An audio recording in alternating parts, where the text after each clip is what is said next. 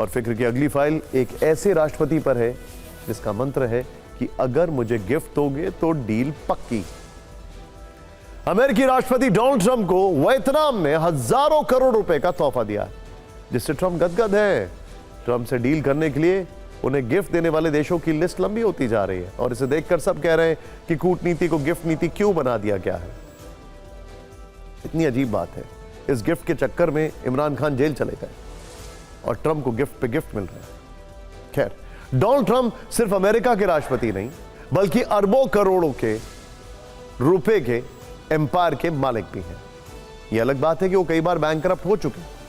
Real estate की दुनिया में ट्रंप का सिक्का चलता है। दुनिया भर के देशों में उनके नाम से ट्रंप टावर्स हैं। इसके अलावा वो कई अलग अलग तरह के बिजनेस चेन्स के मालिक हैं। ट्रंप के लिए दुनिया में किसी चीज की कोई कमी नहीं है। एक सफल बिजनेसमैन होने के अलावा उन्हें अमेरिका के राष्ट्रपति के तौर पर दुनिया भर के सभी ऐशो आराम आसानी से मिल जाते हैं, लेकिन इसके बावजूद ट्रंप तोहफों के लिए बेताब दिखते हैं। ट्रंप को कुछ भी बस फ्री में दे दो, इससे वो खुश हो जाते हैं, ऐसा लगता है। ऐसा लगता है कि ट्रंप ने अपनी विचित्र कूटनीति के तहत गिफ्ट नीति बना ली। ट्रंप को वियतनाम से मिलने वाला तोहफा कोई मामूली तोहफा नहीं है। इस गिफ्ट की कीमत है 13,000 करोड़ रुपए।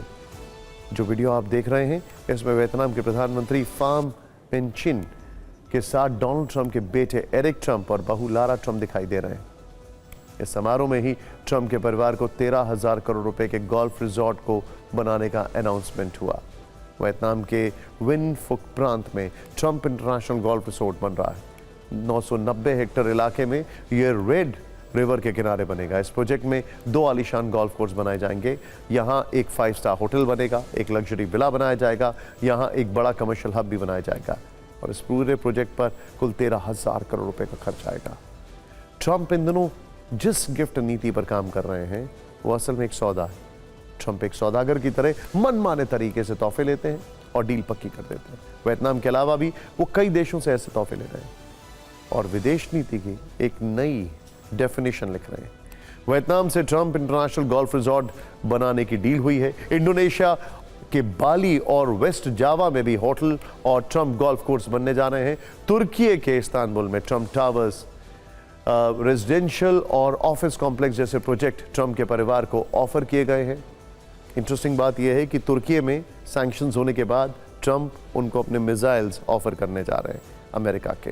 खैर, अजरबैजान का ट्रंप इंटरनेशनल होटल, ये प्रोजेक्ट बिजनेसमैन ममदोव के साथ मिलकर किया जा रहा है। सूत्रों का दावा है कि फिलीपींस में भी ट्रंप को प्रोजेक्ट देने के लिए लॉबिंग की जा रही है। इसके अलावा पाकिस्तान ने भी एआई प्रोजेक्ट के लिए 2000 मेगावाट बिजली दी है। इस बिजली का इस्तेमाल करके बिटकॉइन माइनिंग की जाएगी। अब जो तस्वीर आप देख रहे हैं वो अमेरिका को कतर से मिलने वाले हवाई जहाज की है। इस हवाई जहाज की कीमत 3,400 करोड़ रुपए है। इस लग्जरी प्लेन को फ्लाइंग पैलेस या उड़ता महल कहा जाता है।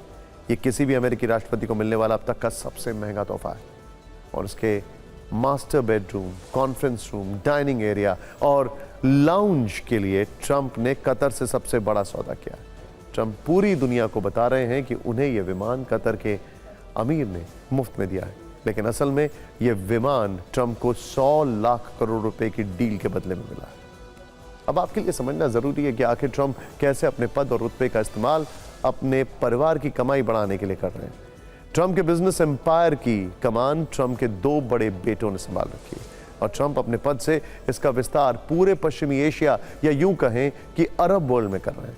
ट्रंप ने पश्चिमी एशिया के कई देशों में अपने बिजनेस को विस्तार दिया है। इसमें सऊदी अरब, कतर, यूएई और ओमान शामिल हैं। इन परियोजनाओं में दुबई में एक Trump international hotel and tower, Qatar की राजधानी दोहा में एक गोल्फ रिसॉर्ट, सऊदी अरब के जिद्दा में एक ट्रंप टावर और ओमान की राजधानी मस्कट में एक होटल शामिल है। इन परियोजनाओं में डार ग्लोबल नाम के एक डेवलपर के साथ डील की गई, जिसका संबंध सऊदी सरकार से बताया जाता है। अभी ये पता नहीं है कि इन प्रोजेक्ट्स में कितना समय लगेगा, लेकिन ट्रंप ने अपने पद और रसूख से अपने परिवार को पावर देने की योजना पर काम करना शुरू कर दिया है। और क्या ये कन्फ्लिक्ट ऑफ इंटरेस्ट नहीं है?